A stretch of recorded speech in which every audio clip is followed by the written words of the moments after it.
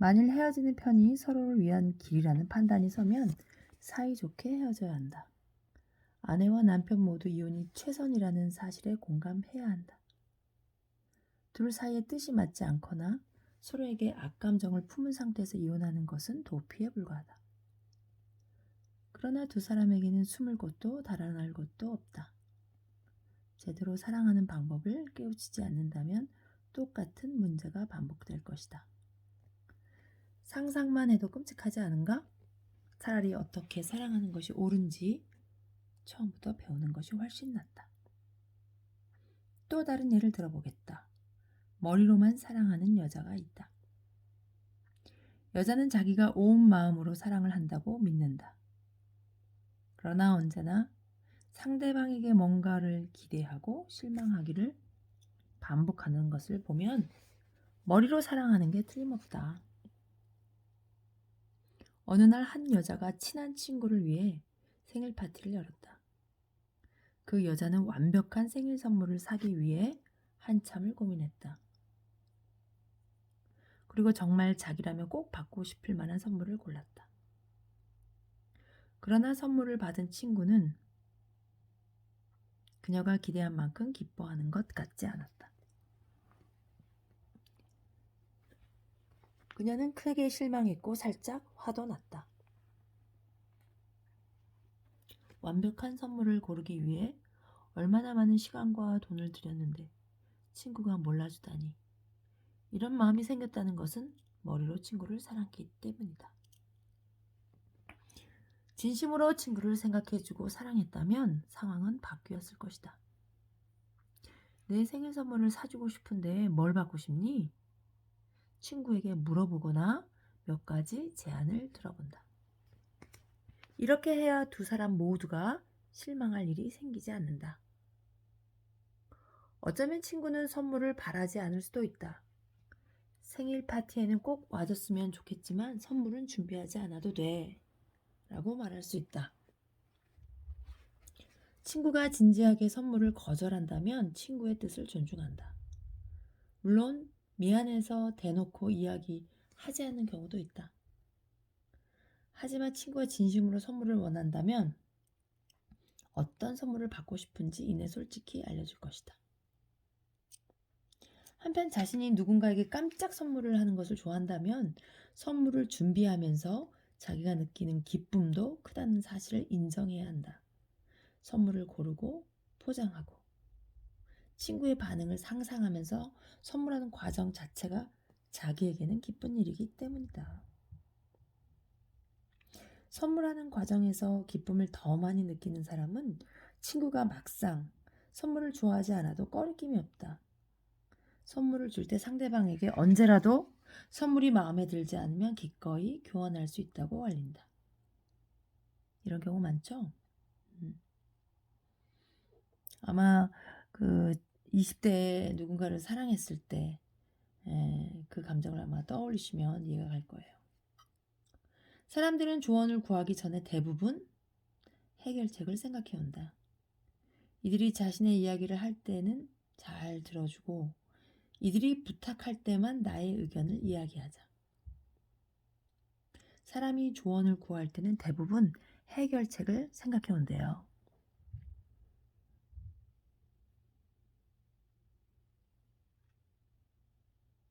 자, 그 친구에게 이제 그 친구가 말하는 중간에 내 생각을 알려야 할 때는 그냥 조언하지 말고 먼저 양해를 구하랍니다.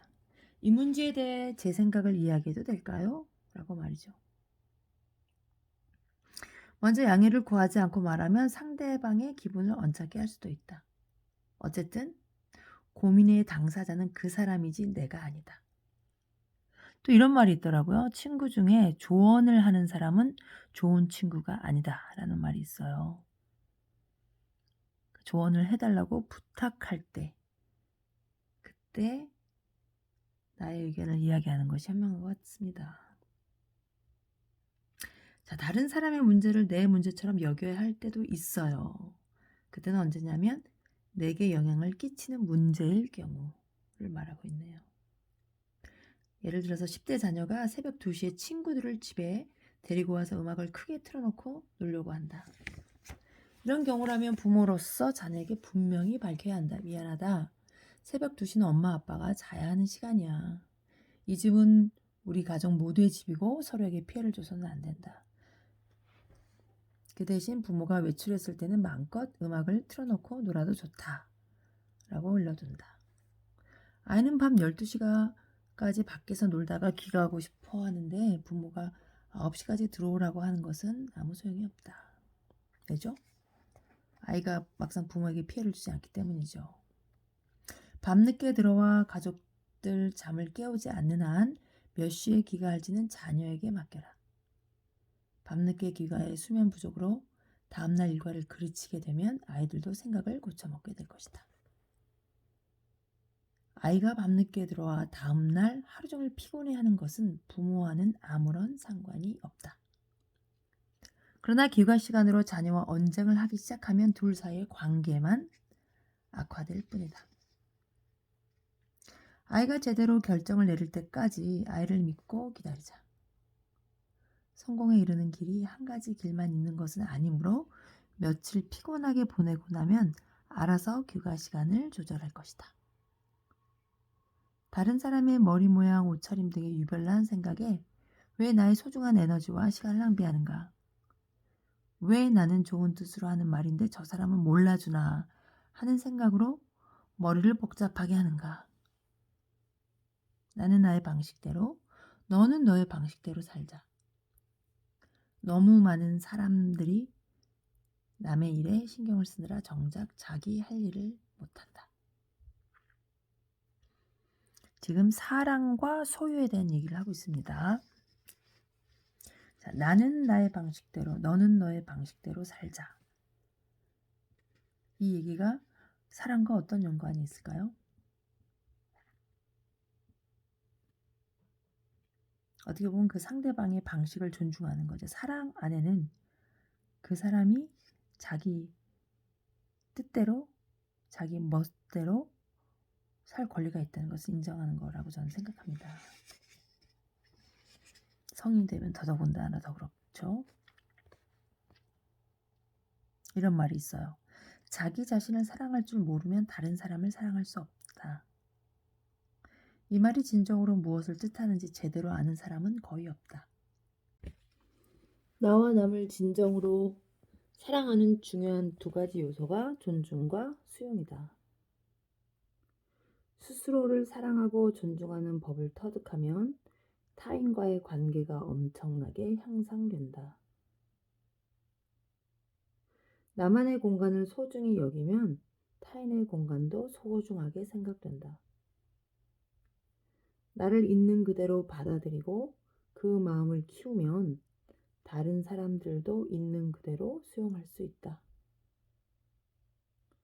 그리고 인간관계가 한결 풍성해질 것이다. 자기에게 엄격하면서도 유연하게 대하자. 나에게 득이 되지 않는 일을 했다고 해서 성급하게 자신을 비난하지 말자. 어떤 사람들은 이런 일을 실수했다고 말한다. 그러나 실수야말로 배울 수 있는 기회다. 자신을 비난하면 자기가 저지른 잘못만 바라보게 된다. 끊임없이 배우고 성숙해지자. 마음을 가꾸고 주변을 돌보라. 더욱 안정되고 조화로운 삶을 살게 될 것이다. 무엇인지 뿌린 대로 거둔다면 더 많이 사랑할수록 좋은 것이 아닐까? 그렇다면 왜 사랑하기 위해 노력해야 하는 거지? 이렇게 반문하는 사람도 있을 것이다. 사랑은 노동이 아니라 축복이다.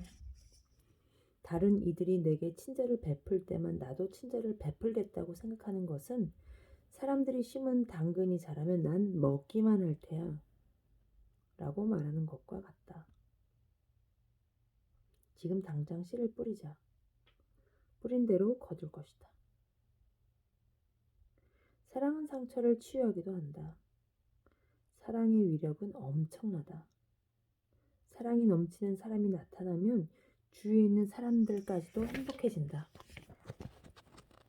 그저 사람들이 변했기 때문이라고 추측할 수도 있겠지만 실상은 사랑의 힘에 반응한 것이고 우리는 다른 사람을 거울 삼아 자신을 볼 수 있다. 그렇다면 내려놓기는 어떻게 하는 걸까? 어떻게 해야 우리는 모든 것을 내려놓을 수 있을까? 내려놓는다는 것은 더 이상 상대방이나 나 자신에게 달라지기만을 바라지 않는 것이다. 그것은 있는 그대로의 나, 있는 그대로의 상대방을 인정하는 것이며 여기서부터 궁극적인 변화가 시작되고 기적을 경험하게 된다. 무조건적인 사랑을 하면 할수록 작은 승리를 더욱 자주 거두게 될 것이고 조건 없는 사랑도 쉽다고 느끼게 될 것이다. 우리는 더욱 행복해지고 더욱 많은 것을 이루게 될 것이다. 다른 사람을 탓하거나 비난하는 것은 자신이 남보다 우월하다는 생각에서 나오는 것이다. 하지만 실제로 우리는 남보다 우월하지 않다. 모든 사람, 심지어 범죄자들까지도 사랑하고 사랑받기 위해 태어났다. 악한 사람은 없다. 단지 고통스러운 사람이 존재할 뿐이다. 악한 사람은 없다. 단지 고통스러운 사람이 존재할 뿐이다. 와닿네요. 나의 고통이든 다른 사람의 고통이든 고통의 의미를 제대로 이해하자. 범죄자들도 엄청난 고통을 겪는다는 사실을 알면 폭력 자체를 반대해도 폭력이 일어나는 상황을 이해할 수 있게 된다.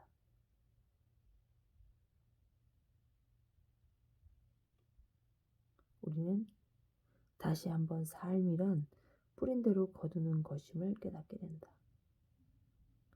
다른 이들로부터 고통받은 사람들이 다른 사람을 고통스럽게 한다. 그러나 범죄자라도 사랑을 받으면 사랑할 수 있게 된다. 변화는 거기서부터 시작된다. 그들도 고통당하는 것이 어떤 것인지 깨닫게 되면 스스로 변화하게 된다. 이렇게 되면 더 이상 다른 이들을 해치지 않는다. 사랑의 씨앗을 심으면 사랑의 열매를 거둔다. 춤을 배우는 것과 같은 원리다. 열심히 연습하면 더 잘 추게 되고 더 잘 추면 동작이 점점 완벽해지며 완벽한 동작, 여기서는 사랑을 누리는 기쁨은 더 커질 것이다. 하면 할수록 잘하게 되죠. 그게 뇌과학에선 뇌 가소성이라는 표현도 있는데요. 생활의 달인처럼 하다 보면 잘하게 되는 것. 사랑도 내가 하다 보면 사랑을 잘하게 되고 그 과정에서 얻어지는 기쁨은 온전히 사랑하는 사람의 것입니다. 이건 경험해 볼 수밖에 없어요. 자, 사랑과 소유를 지금 3번에 걸쳐서 읽었는데요. 맨 마지막 3번째는 사랑은 사랑의 씨는 심어야 그 열매를 볼 수 있는 거죠. 씨를 먼저 심어야 돼요. 누가? 사랑 속에서 충만하고 싶은 사람이. 사랑이 없으면 살 수 없는 사람이. 사랑 안에서 기쁨을 누리고 싶은 사람이 먼저 씨를 뿌려야 되는 것이고, 또 하나는 사랑은 상대방이 자기 생각대로 살 수 있도록 존중하는 거. 내가 사랑한다는 이유 하나만으로 상대방을 구속하면 안 되죠. 본인은 사랑한다고 생각하는 능인데 그것이 구속일 수도 있고 소유일 수도 있고 자기를 사랑하는 것일 수도 있고 그런 얘기가 나와 있네요. 너무나 많이 들었던 얘기라 이 사랑이라는 주제는 사실 들을 때는 알고 아유 이거 뻔한 거 다 아는 얘기 이렇게 되지만 실제로 자기를 충분히 사랑하고 그 그릇에 사랑의 잔에 사랑이 넘쳐서 흘러서 타인에게까지 가는 그런 사랑을 일상에서 경험하는 사람들은 많지 않은 것 같아요. 하지만 자기가 그런 사랑을 하면 세상에 그런 사람이 정말 많다는 것도 알게 될 것 같아요. 제가 살짝 느꼈답니다. 자, 여러분, 다음엔 또 다른 이야기로 찾아뵐게요.